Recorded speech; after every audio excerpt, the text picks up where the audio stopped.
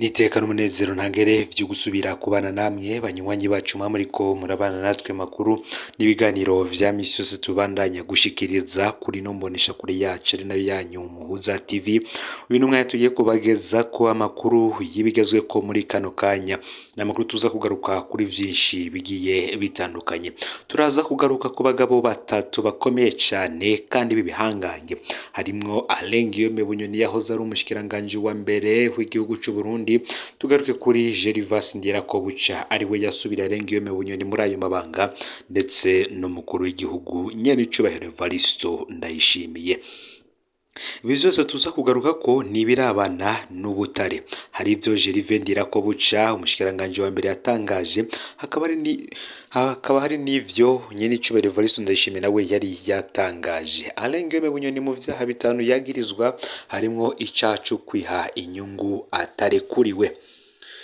Mu mwaka uheze ubwo yaje gukurwa mu mabanga y'ubushikiranganje bwa mbere agasubirizwa Gervas Ndirakobuca, Alain Guillaume Bunyoni ni vyinshi yagirizwa, gusa icari imbere cari ugutembagaza ubutegetsi.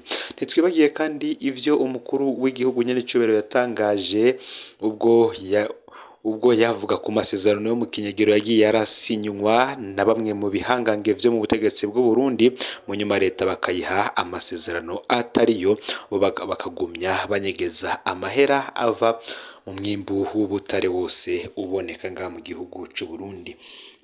Alain Guillaume Bunyoni yaravuzwe cane mu bari bafise amasoko yo kudandaza ubutare nga mu gihugu c'u Burundi, ndetse no kubwimba cane cane harimwo n'inzahabu.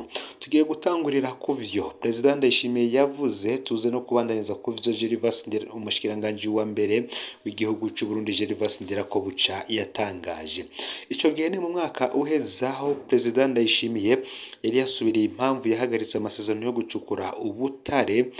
Ico gihe yasubiriye kwemanga ko hariho abategetsi bagiraniye amasezerano mu kinyegero n'amasosiyete yimba ubutare bo bakaronka amahera ariko igihugu ntikironke. Abo bantu vyobaye vyiza rero bashize ahabona, ariko ico gihe akaba atanumwe yigeze avuga.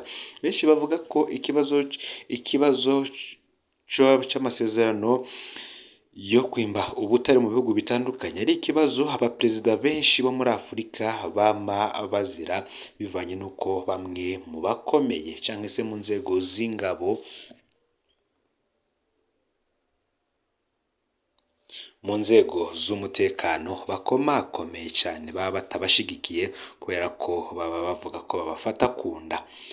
President Ndayishimiye ati ubu rero leta ikuze yaje, leta y'umwana yaragiye, ubu haje leta ikuze. Aya majambo President Ndayishimiye yavuze muri Kigarama umwaka w'ibihumbi 2022 ku munsi mukuru w'umutangakori, aho yiyamirije abasinye amasezerano ataca afasha igihugu cane cane mu gisata c'ubutare. President Ndayishimiye yarahagaritse amasezerano yo gucukura ubutare yari yasinywe ku ntwaro ya President Nkurunziza. President Ndayishimiye yavuze ko yasanze abasinye amasezerano bari barakoze ayandi mu kinyegero, yatuma Uburundi atacu buronka, maze amafaranga abonetse akaja mu mifuko y'abantu bakeyi. Amakuru y'ibanga yavuga ko mbere yo kwemera kurekura ubutegetsi, President Nkurunziza yari yemerewe ko ari wazoguma akurikirana igisata c'ubutare. Ibi vyakurikiye inyuma y'imisi 18 Evaristo Ndayishimiye atowe, umutima wa President Nkurunziza ukaba waraciye uhagarara igiturumbuka. Amakuru y'ibanga avuga ko kandi kimwe mu bintu bihambaye President Ndayishimiye na General Alain Guillaume bapfuye ari ikibazo cyo guhagarika amasezerano ajanye n'ivyo gucukura ubutare. Uru rugamba President ngarimo ntirworoshe ivyo gucukura ubutare, kuko bimaze guhitana abakuru b'ibihugu benshi muri Afrika. Ngo na President Ndayishimiye ubwo ico gihe yavuze ko aho kugira ngo igihugu gipfe ngo uragenda umfunge, nako yavuze ko ati uragenda umfunge kugira igihugu gipfe nopfa.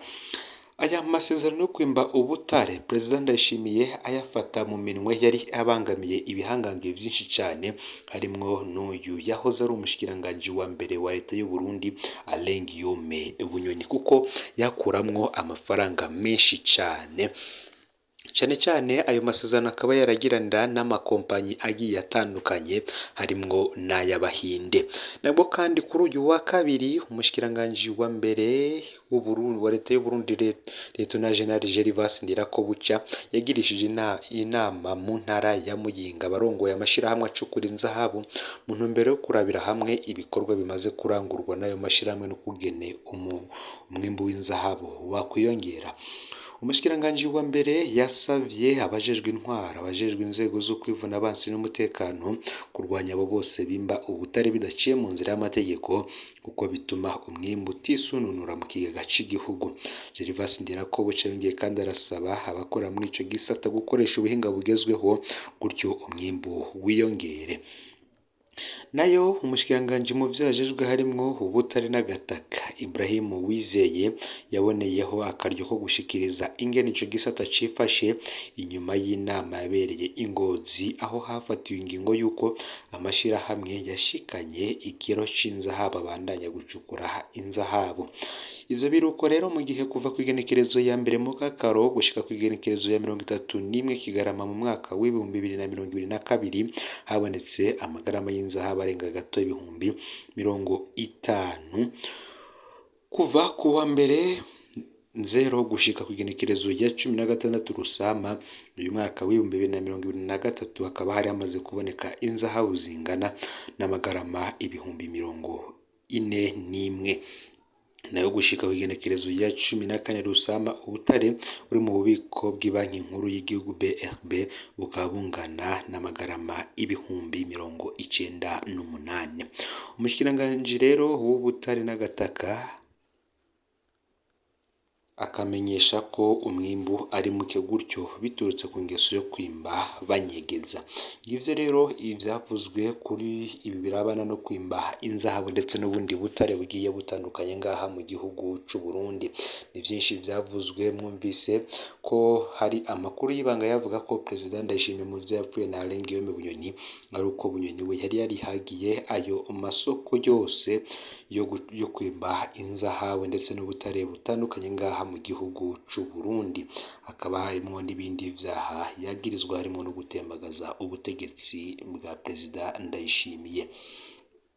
Mu yandi makuru abakuru b'ibihugu bitandatu vya Afrika nibo bagiye kuja muri Ukraine no mu Burusiya kugira bahuze ivyo bihugu biri mu ntambara.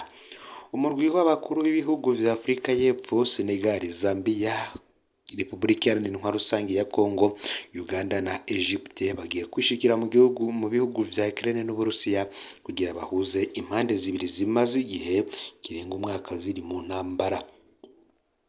Intumwa z'abakuru b'ibihugu vya Afrika bagera kuri 6 bategekanya kwishikira i Moscow hamwe bikunze i Moscow na Kiev kugira herekanwe umugambi wo kugarukana amahoro. Niko Cyril Ramaphosa umukuru w'igihugu ca Afrika y'Epfo yatangaje ejo kuwa kabiri ubwo yari mu kiganiro yahaye abamenyesha makuru. Yarongeye ko ati uwo murwi ugiye kugarukana amahoro uzoterera ku bundi bwigoro bumaze gukorwa kugira haboneke umuti mu mahoro ku ntambara imaze igihe isambura. Muri ico kiganiro yahaye abamenyesha makuru kuri uyu wa kabiri w'indwi, Cyril Ramaphosa yamenyesheje ko abakuru b'ibihugu vy'Uburusiya na Ukraine biciye mu kiyago bagiranye ku telefoni bemeye kwakira izo ntumwa z'abakuru b'ibihugu vya Afrika. Tubamenyeshe kandi ko Afrika y'Epfo kuva intambara ya Ukraine n'Uburusiya itanguye yagiye yerekana ko ataho ihagaze. Ivyo bikaba vyagiye birababaza ibihugu vyo mu burengero bw'isi kuba ico gihugu co ku mugabane wa Afrika cashimye gushigikira President Vladimir Putin mu mugambi wo gutera igihugu ca Ukraine atamvo zifadika afise. Mu yandi makuru ku bivugwa mu ntara ya Rumonge, abarovyi bo mu Rumonge bati nta muntu yaje kutubuza ngo ntimurobe. Abarovyi bo mu miheha wa Rumonge bavuga ko bari bahagaritse umutima cyane bivanye n'ingingo ivuga ko bijanye no kugarwa kw'ikiyaga Tanganyika mu kiringo c'amezi 3 ikaba yategezwa gushirwa mu ngiro kw'igenekerezo ya 15 Rusama uyu mwaka w'ibihumbi 2023. aho kimwe mu bimenyeshamakuru vyabasanze ku kiyaga hakaba hari ku igenekerezo 16 Rusama mu mwaka wa 2023 bamenyesheje ko atamutwara araza kubabuza ko kuroba, ariko ngo ibihuha vyo vyarabahungabanije cyane kuko bagumye bibaza ingene bagiye kubaho muri ayo mezi 3 ikiyaga kizoba cugaye, bakagira amakenga ko ubusuma bushobora guca bwiyongera. Toyi Gabriel arongoye ishirahamwe ry'abarovyi mu Burundi hasaba leta kuziraha akanya abarovyi kugira basabikanye ivyumviro bitandukanye imbere yo gufata ingingo ziberekeye. Abandanya avuga kandi ko ingingo yo kugara ikiyaga amezi 3 yohava ituma abarovyi batoroherwa na rirya ariho bakura uburyo bwo kwibeshaho no gutunga imiryango, ariko yongera ko atawushobora kurwanya ingingo ya leta, agasaba abarovyi gutekana mu kurindira ikizokurikira. Ndawukengurukire rero tubanye muri ano makuru yaragizwe ko muri kano kanya, fyonda subscribe canke sabone kuri wowe wafyenda ko kugira ngo utoja ucikanwa n'amakuru n'ibiganiro tubandanya gushikiriza. Sangiza n'amakuru bagenzawe aho babaherereye hose kugira ngo nabo batoja bacikanwa n'abiriko biravugwa bigezwe ko ngaha mu gihugu c'u Burundi, hanze imbezi igihugu c'u Burundi ndetse no mu makungu ya kure. No Muhuza TV, Imana iba hezagire.